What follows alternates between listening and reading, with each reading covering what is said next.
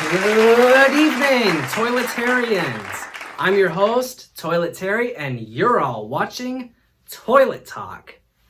Tonight's topic is, that's what you get.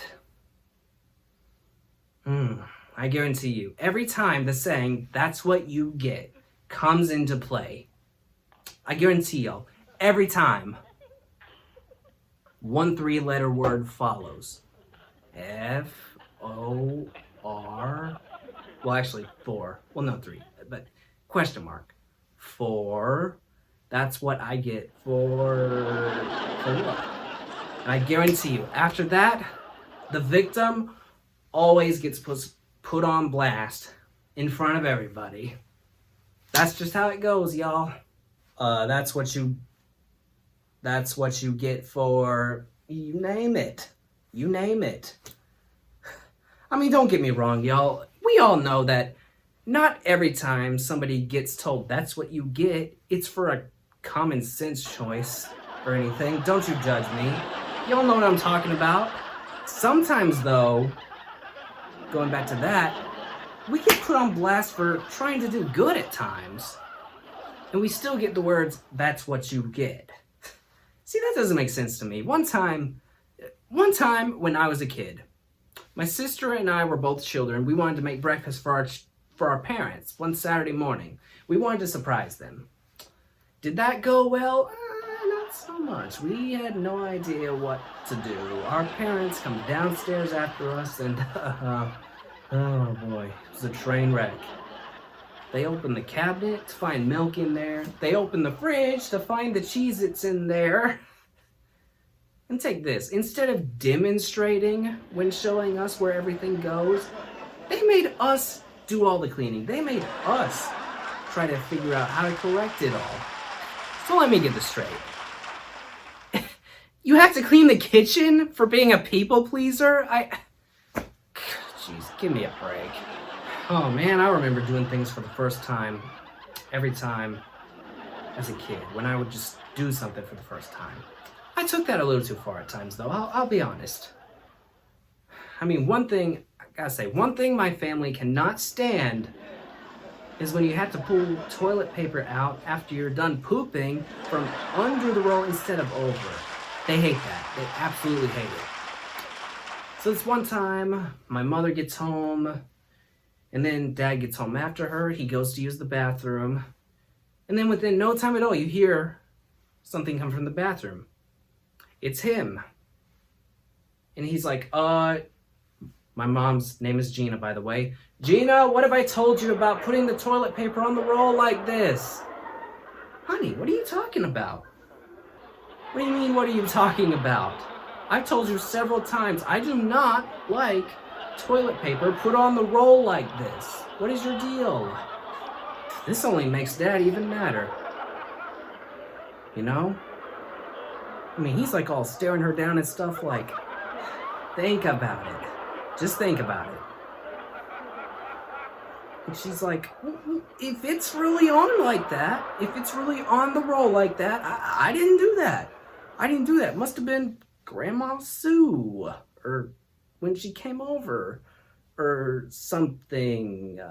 And he's all like this. He's all like this. Honey, the kids went to daycare today. They did not need Sue to come and take care of them. Sue is at the nursing home with her mother today. The toilet paper was not like that this morning after the kids had already went to school. So I'm going to ask you this one time. Why is it like that? Why is it like that?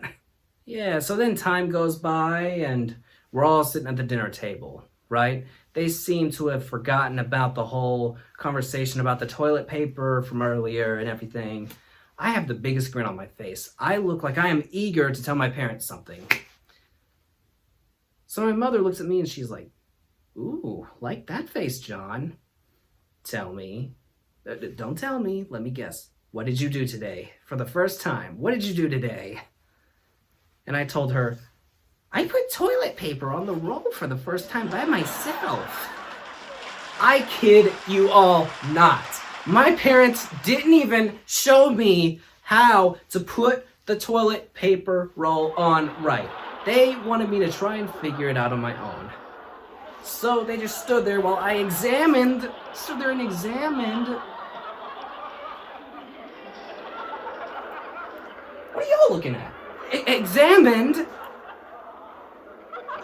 the toilet paper for about an hour. And a flipping hour. My dad eventually gets tired of standing there and decides to go and watch some TV. And he says to my mom, just as he's leaving the scene, do not give him the answer. He needs to figure it out. Just like when we'd be doing homework. She's like, I'm not giving you the answers. You need to figure it out. Now, apparently, it's not like that when Dad tells her to do something. No. When he tells her to do something, it's like a little reverse psychology. So what does that mean? Let's see. She said, don't give him the answer. That means give him the dang answer. So I kid you not, she then walked me through the process of how to put the toilet paper on as slowly as she could and quietly. Because, you know, our den was right next to the bathroom. And then after that, she made sure the coast was clear of my sister. Of my little sister. Because I tell you what, one day, I hope, don't get me wrong, I love my little sister, but I hope she gets what she deserves for being a snitch when we were little.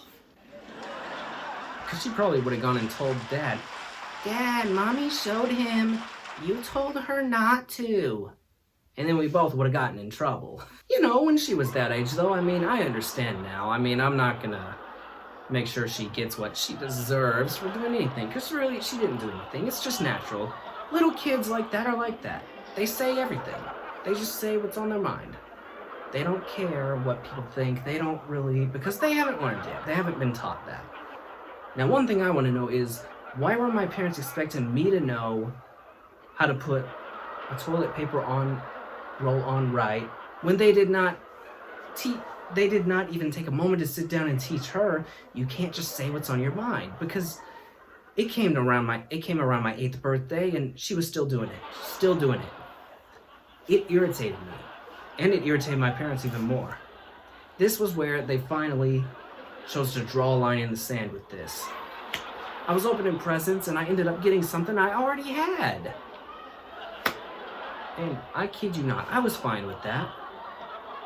And you know, when you get something you already have, you know, you're not supposed to say anything, because that's rude. But then my sister was about, what, 4 or 5 at the time, spouts out, John already has one of those. And the person who got me this present was like, he does? Oh, man. And I just say, it's okay. The little 8-year-old that I was back then, the little 4-year-old she was back then. That night, my parents decided to just draw a line in the sand with her and tell her the truth. Yeah, that night, my parents rebuked her and told her where she had gone wrong, and I peeked my head in the room and tried to join in. For such a little 8-year-old, I had a big vocabulary. I wanted to whisper to her, that's what you get for casting your pearls before swine. But my mother spotted me and she was like, get out, mind your business. Mind your own business. Which leads me into our next topic, folks. Join us on the next Toilet Talk for Mind Your Business. Love you all. Don't forget to click subscribe for more. What is to come is going to be lit. You don't want to miss it. Good night, everybody.